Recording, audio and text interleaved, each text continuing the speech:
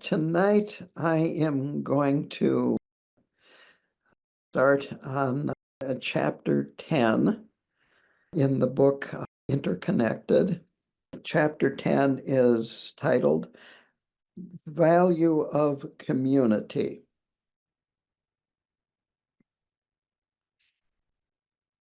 So, to begin here, there are a wide range of communities that we all are members of. Some of them, you might say, are organized, some of them just are a matter of chance.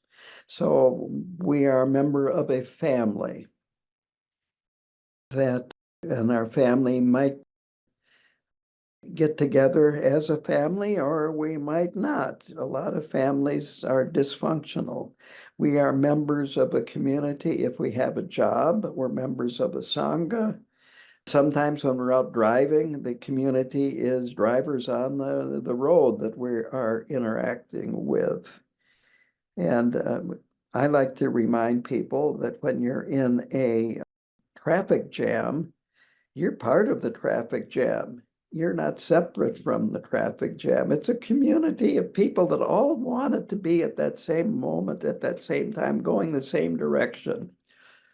So there are neighborhood communities, cities, counties, countries, parts of the world, and so forth. There are communities that are based on age, health, retirement communities, nursing homes, schools, communities based on sexual orientation.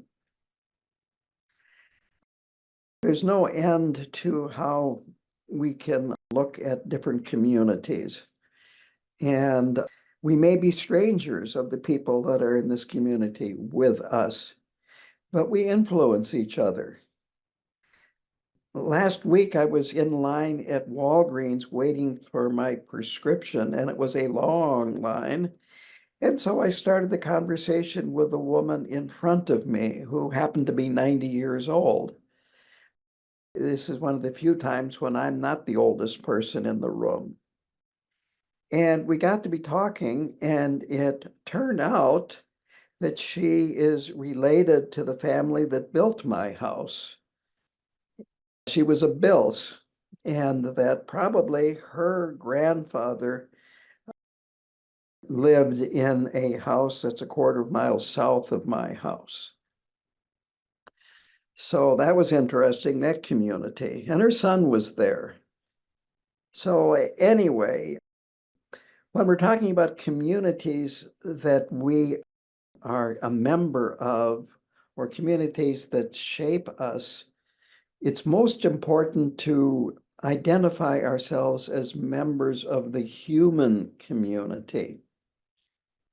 And we want to avoid thinking that the community, close one that we belong to, allows us to avoid being members of the human community. We want to avoid contempt, resentment, aversion, and so forth for other people outside of our small family community, sangha, or neighborhood, or whatever.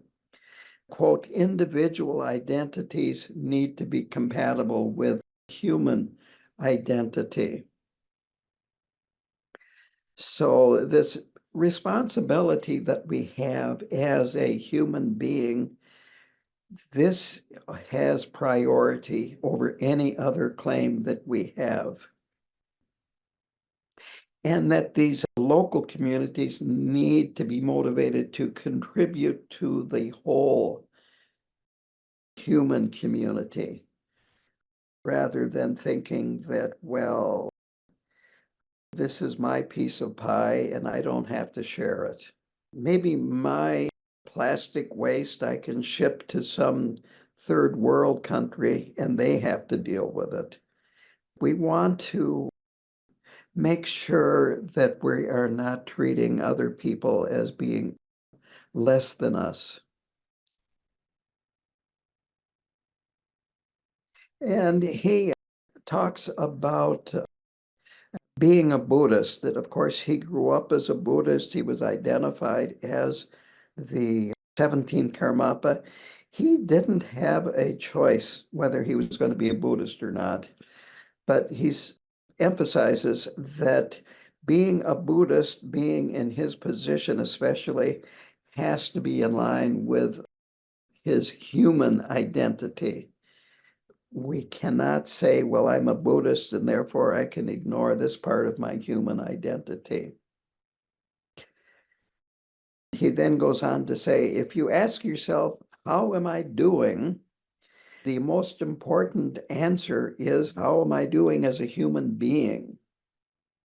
This is most important in that actually the values and ethics of most religions have a lot in common. They are not all that different. And it's important to avoid it's us versus them in terms of different communities, different spiritual paths, different religions, and even within the Sangha. It's important to see the fundamental equality of all human beings, that we all have Buddha nature, that we all have differences, but these differences exist within equality, and that it's good to welcome differences and that diversity is enriching. So if we have in our community advantages others don't have, it's good to avoid feeling entitled, and it's good to share. And we, again, have so much in common and so much that we can share. He then goes on to say, quote, there's no natural limits to our feeling of interconnection. In our engagement in a local community, that we become better people if we keep this interconnection with others in mind, others outside of our group. We need to keep in mind that we are connected to the human community and that our attitude, our conduct, and our lives will improve with this attitude. And this will encourage growth that will contribute to the flourishing of the human community. The next section is titled No Place Outside of Community. He says that we can change communities, that we can move, we can, in terms of from one location to another, we can move from one community to another, but we are not independent from the human community. We might be cut off from our family. We could go to a different country. We could change religious affiliations and so forth, but this does not separate you from the human community. We could go out to the woods, and become kind of a forest yogi and live alone, and yet we are still dependent on a lot of things. Among other things, we're dependent on technology from others and from our ancestors. If you go out to the woods to live, probably you will have some way of lighting a fire besides rubbing two sticks together. But even that is technology. And knowledge of how to live off of wild plants or hunting wild animals and so forth. All this had been passed down from our ancestors to the present. And more likely than not, if you go out in the woods to live by yourself, you might these days even have a cell phone with you. And then you've got the whole world at your fingertips. On the other hand, he mentions that many people have benefited from spending time in nature. And Buddha, Jesus, Thoreau, Milarepa, to mention a few people. So there's nothing wrong with that, but again, this doesn't separate you from the human family. You really can't escape from being a member of the human family. Now, the next section is avoiding exclusive entitlements. He talks about mirrors and that mirrors reflect. And when we pay attention, we can see ourselves reflected in others, in other communities, and even in the world. And others can be a mirror too, that we can see ourselves reflected in others, and others can be reflected in us. In a way, this allows us to see our beauty and for them to see their beauty. That this idea of reflection, that maybe we think that we are very small and insignificant, but we do have this connection with other people. We do influence other people, and other people influence us. And it's important that we see this connection, or at least have a feeling of this connection that we have with others.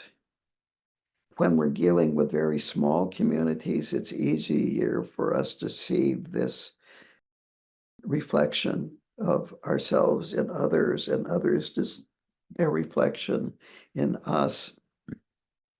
When we get to the larger communities or the human community, it's much more difficult to see this, but it's important to keep this in mind, that we do have an influence on other people, and other people influence us. Quote, when many people act in similar ways and have similar intentions, their actions will have a cumulative and collective effect. And of course, it can be for the better or for the worse. So we want to make sure that our actions are going to go in a positive direction, make the world a better place in some way or another. And of course, one way is to have a modest lifestyle, as opposed to, I'm trying to think of the proper word, but anyway, consumption that is overboard, where it's encouraging other people to consume excessive amounts and to live very lavish lifestyles for what their income is. If we are polite, respectful, have a modest lifestyle, we're setting an example. And this then will create and reinforce positive social patterns. Conspicuous consumption, that was the word I was looking for. To move on here, wealthy nations and the wealthy and powerful communities within nations, they sometimes feel an entitlement to having special rights and privileges that others don't have. And then, of course, the menial work, the disagreeable work goes to minorities or immigrants. So we want to avoid encouraging this kind of stratification.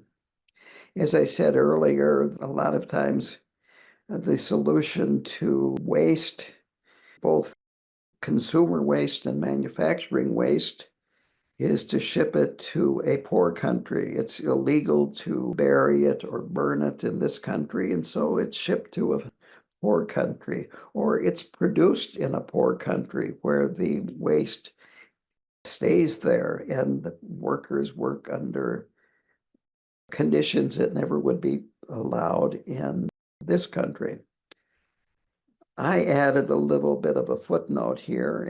It would be interesting to see how much we Americans benefit from underpaid workers in this country because they're a minority, they're immigrants, or even they're female.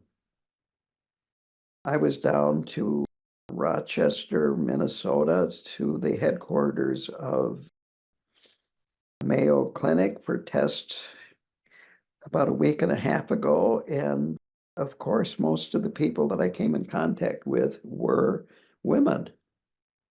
Even the doctors now are frequently female. So I was providing a lot of work opportunities for women when I was down there. But the question is, are they paid as well as a man? And it may be that case. I'm not sure, but it would be interesting to see whether it be in medical care, home health care, and so many other things, how much we benefit from the work of minorities or women. So getting back to the diversity is enriching and important. My favorite example is a spaghetti dinner, and you probably heard this before, but here it goes. Let's say you're eating a spaghetti dinner at 6 in the evening, and if your watch or your clock is like mine, it doesn't use Roman numerals. Roman numerals were the most advanced numerical system in Europe, and it uses Arabic numerals, which we're all familiar with. The Arabic numerals have a zero. They're a decimal system. Roman numerals never had a zero. Needless to say, it's a lot easier to add, subtract, multiply, and divide if you have a zero. So first of all, you're eating at a time that is using Arabic numerals, not Roman numerals. And then the plate that you're eating on is porcelain, and porcelain was invented in China a long time ago, maybe about 1.5 thousand years ago. And it wasn't until the mid 18th century that the intellectual property came to Europe, and they started making porcelain in Europe. And needless to say, porcelain is superior to stoneware. It's harder, it's white, so you can have much more decorative decorations on it. It's thinner, it's stronger. This is why your grandmother had a china cabinet, because the fine china was porcelain and it was associated with coming from China way back. So then the noodles and spaghetti, well, that of course came from China too. And they've been making noodles in China for probably 5,000 years or more. But Marco Polo, I believe, brought back, or someone like him brought back noodles from China. And your spaghetti sauce, well, tomatoes came from Peru. They were a New World food. So you have a classic Italian dinner that there's really not much Italian to it. It's just put together from diverse parts of the world. My former father-in-law was Japanese American, and he fought in the Second World War, and his unit was run by Caucasian officers, and they put them in some of the worst fighting of the Second World War, which was fighting up the Italian peninsula.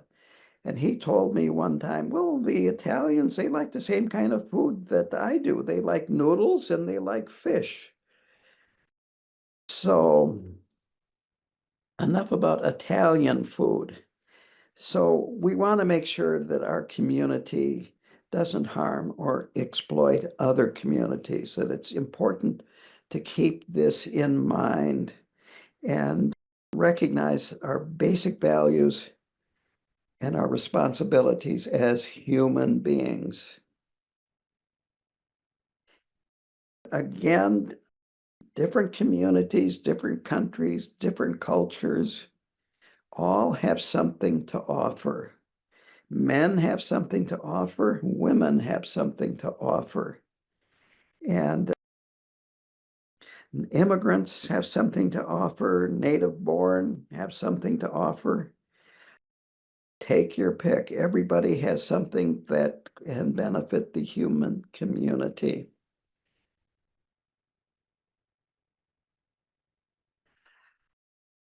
The next section is called Our First Training Ground, and this is talking about family. And Karmapa talks about his early childhood and the family life that he lived in. He grew up and there were at least 3 generations living together, probably much of the year in the same yurt. And this gave him a sense of security, that there was this sharing and caring for each other. Quote, our family life and community life can be our first teacher of this most fundamental reality, that we are part of each other and not separate. He talks about this being his first experience of interdependence, and that he experienced directly this rhythm of daily life, that they had simple things, simple food, a warm fire to keep warm with in the wintertime and to cook with. And they enjoyed each other's company, that he talks about deep contentment, a feeling of being happy with what they had, and sharing both the joys of life and also being upset. It wasn't that everything was always going their way and they were always happy, that there would be difficulties. He said that we really need to feel this interdependence at a very deep level. It's one thing to intellectually understand it, but to feel these connections that we have with others, with our community, with humans, and with animals. If you've ever had a pet, whether it be a cat or a dog, a bird or whatever, that they react to your presence in some way or another. And they have feelings. I certainly have seen this with my favorite dog. He died in 1996, but he definitely had feelings and he would express them, and he would be happy sometimes. And if he wasn't getting some food that you were eating, he would express his disappointment and get this look on his face like he hadn't eaten in about a month and he was starving. Anyway, we have this relationship with animals too, and it's important to be aware of that and not just see them as not having feelings. I think that's a good way to put it. Going back to Tibetan families, I find this very interesting, and this is my own commentary here, that Tibetan families, there would be 3, maybe in some cases 4 generations living in the same tent, spending all winter in the same tent or a small house. And things went usually okay. They went pretty well, in fact. And my commentary is try that in America, 3 or 4 generations in a yurt, and see how long that will last. Karmapa says it's really important, if at all possible, to have these family experiences being good ones. For us, that means be good parents, be a good brother or a sister or an aunt or an uncle, and so forth, a grandparent. This is quite important. And so a healthy community will teach us the healthy emotions that are necessary for us to flourish in interdependence and for others to flourish. When people in a community share happiness, he says that everybody gets a full dose. And it's the same thing with practicing together.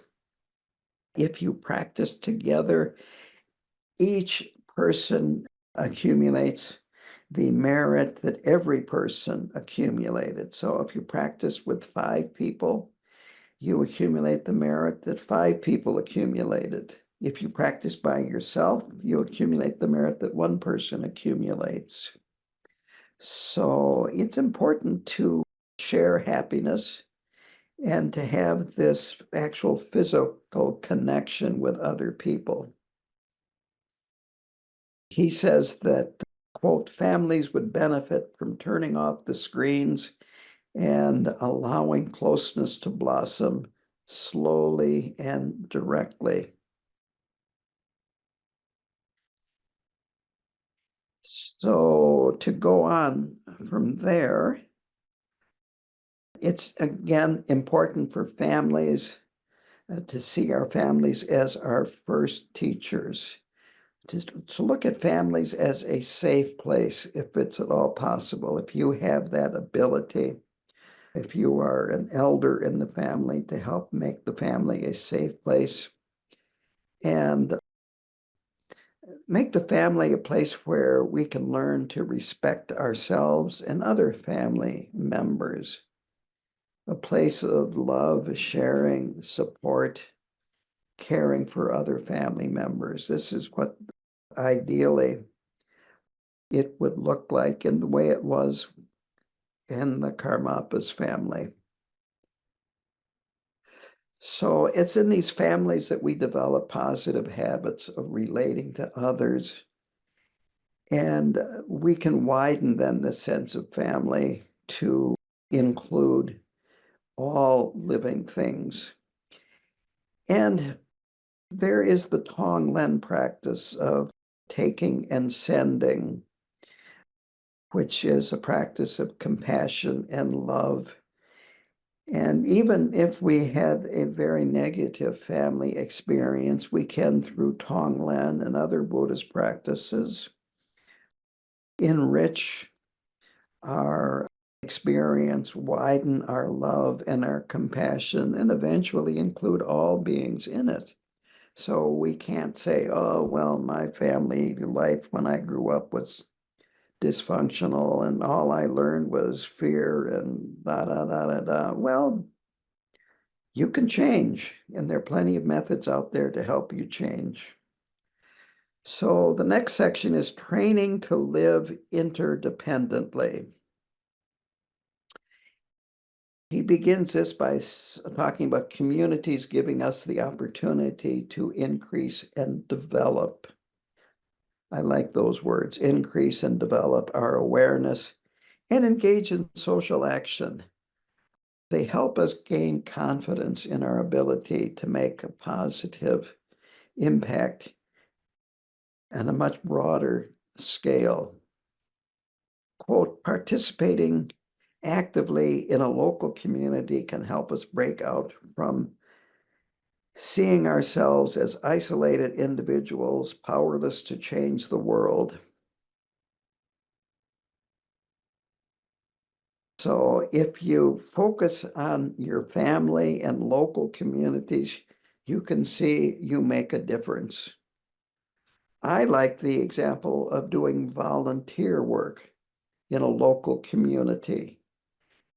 In doing this, you impact people that if you didn't know before, you get to know. And we see the impact. And it could be, what comes to my mind is when, after my grandmother died, I started working in a healthcare facility for people. A nursing home, I believe, is a good description of it. And I came in there and I just, once a month, we would do activities. For instance, at Christmas time, I brought in some grapevines and some ribbon, and we made grapevine wreaths and put a little bow on it, and then they could hang it on the door to their room. So by doing these little simple things, just showing up, very quickly I realized that while I had lost my grandmother, I had now gained 10 grandmothers. And this was very beneficial for them. And, you can choose what volunteer group you want to work with, but it can be everything from distributing food to home visits to working volunteer work in a nursing home or whatever. There's no end to volunteer work out there.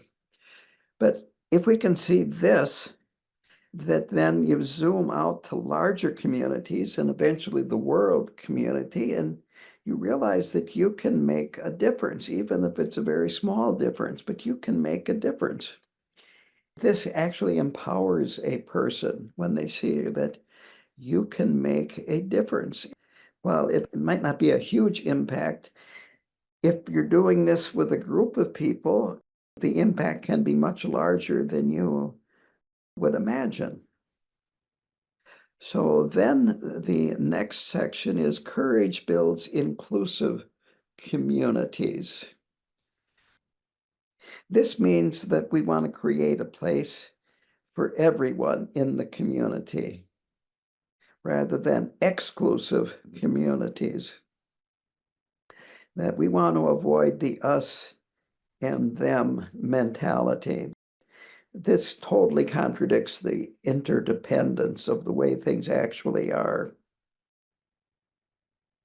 We need to create a place for everyone in the community, such as the sick, the depressed, the old. In my case, maybe the young would be just as appropriate as the old. So this is taking courage and applying it to compassion.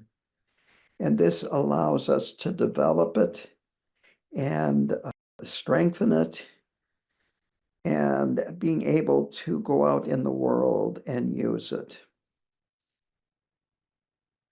Often, Karmapa talks about the weak and the most vulnerable, whether it be animals or humans, are shunned and treated badly, sometimes even horribly. We want to avoid that. And I have been looking on YouTube since I started preparing for this talk about these homeless encampments in the Twin Cities.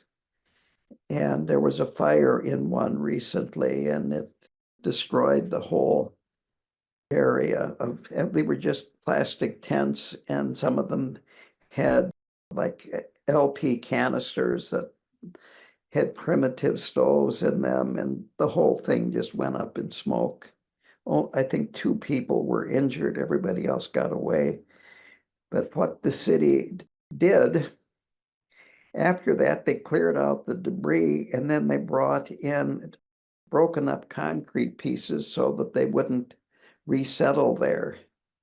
They didn't find another place for these people or find shelters for them to live in. They just made it so that they couldn't resettle that area because it was too rough. It wasn't smooth. You can't set up a tent on a pile of broken concrete. So anyway, we want to make sure that these people that are looked down upon and even seen negatively are included in the community. He talked about, I think he talked about illnesses back in Tibet before Western medicine came, and things like leprosy, and people were just shunned. In this country, it was like that in the late 80s and 90s with AIDS. You didn't want to have anything to do with them, tried to stay away from them. I noticed, for instance, with my grandmother, and I've seen this in other cases too, that when she was close to death, people would be in the room, but they would be standing or sitting as far away from her bed as possible, that they were uncomfortable being up close to her. And again, we don't want to shun the people that are dying. We want to include them in our thoughts, our actions, our prayers, and so forth. So this is what he's talking about. The compassion needs to be accompanied with courage and confidence, confidence that we can have a positive effect. He says that we want to avoid pity, which is wishing that the situation will go away, but then not doing anything about it. That this limits compassion. Pity does not lead to action, is really keeping a comfortable distance between self and other. And the other is looked down upon, and you kind of feel superior. Today, to kind of go over this again, the homeless, the poor, the aged, the diseased, the lonely, and so forth, the left out, these are the ones that we have to avoid turning a blind eye to. We don't want to shun the very vulnerable. We need to have very strong compassion for them.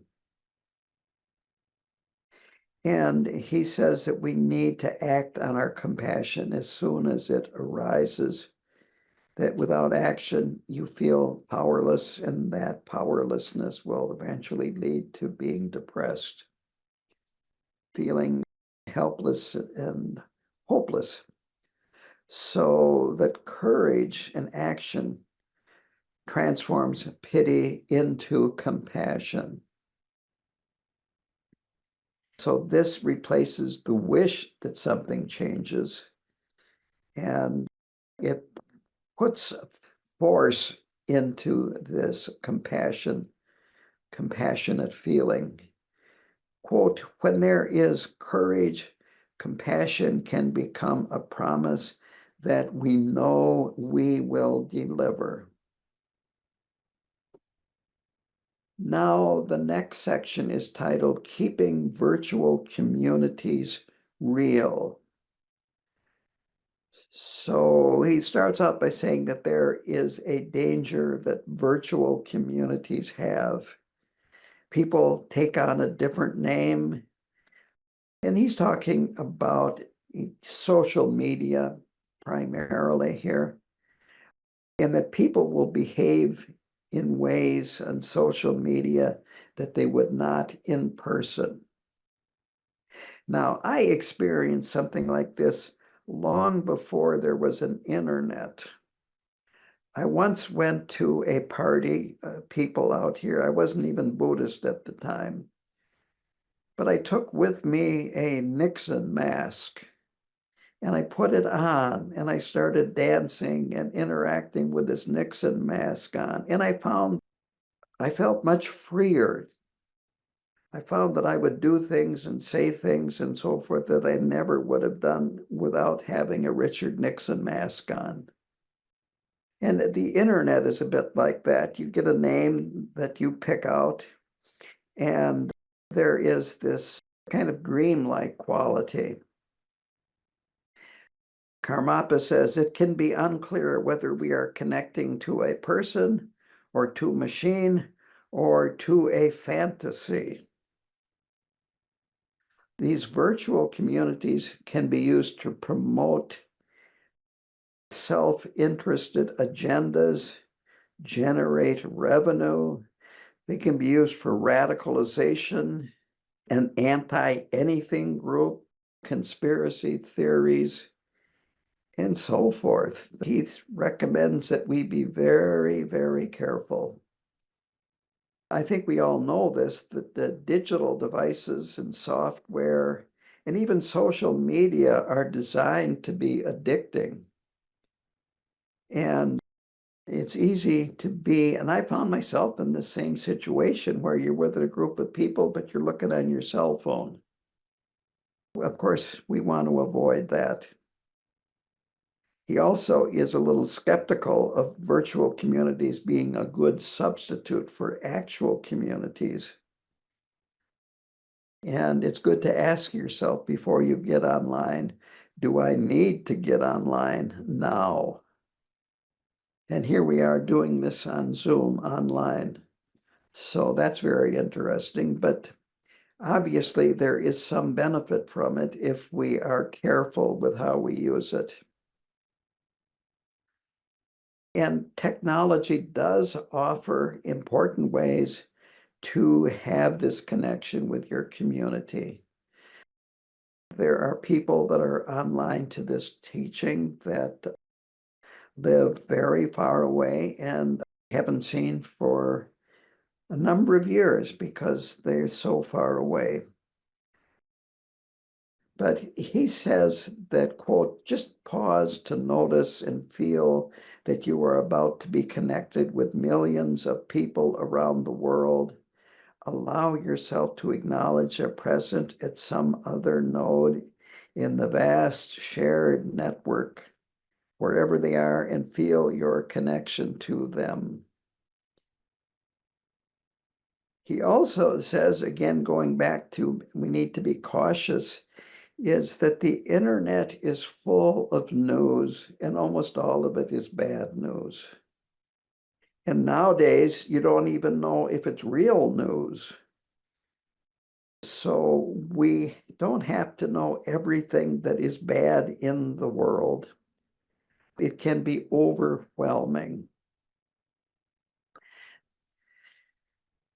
It's better to recognize what you have in common with the people in the news, which is a desire for happiness, wanting to avoid suffering, the basic human potential. And if we can focus on this, this can be a basis for our strengthening our determination to send them care, love, other resources that they lack, maybe supporting a nonprofit organization that would send resources to that community. So our compassion needs to move from our head to our hearts. And then from there, it needs to flow out through our entire body and mind so that we have this living connectedness with other communities and other beings. He says that there is human warmth that you can see, feel, hear when you're in the presence of others and interacting with them directly. And this is more or less absent online. So when we are online, we want to emphasize this and have it more than just being something that's going online that we're not connected with. The last section of this chapter is called Building an Internet, INNERNET. So our smaller communities need to be built in a way that reflects and respects our larger community, the human community. We need to have this universal sense of connectedness, of inclusion, not exclusion. And he says we can use Buddhist methods to create this inner net. Tonglen is an excellent way of doing that, sending out to another being what we value, what makes us happy, and removing from them what is causing them to suffer. We can also contemplate our mother's kindness. Our mother cared for us, protected us, had tenderness towards us. I had a difficult childhood, but on the other hand, I lived till I left home. And the home was physically a very nice home. We never wanted for anything materially and so forth. And I realized that actually the reason why Mom treated me the way she did is I think that she loved me more than others, but her love was mixed up with a lot of negative experiences she had as a girl. Anyway, our mothers and perhaps our fathers gave us food, clothing. Now others provide for that. And if we can reflect on this, realizing that when you go to the store and buy food, that other people are providing that.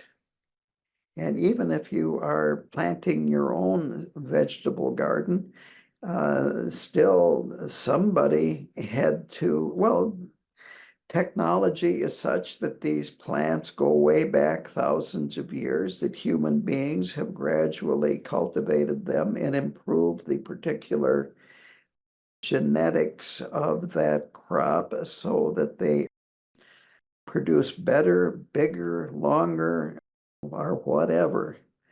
And that we are very, very interconnected to beings, both in the present and in the past.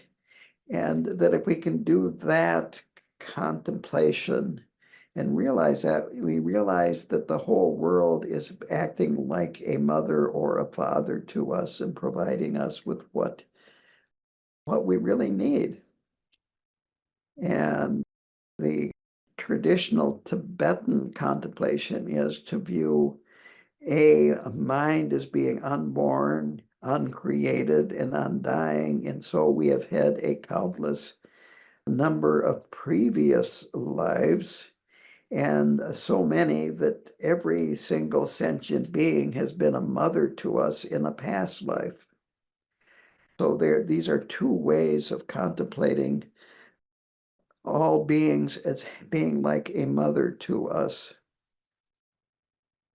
Finally, I'm going to end this chapter with this quote: "To live interdependence is to experience our human community as boundless."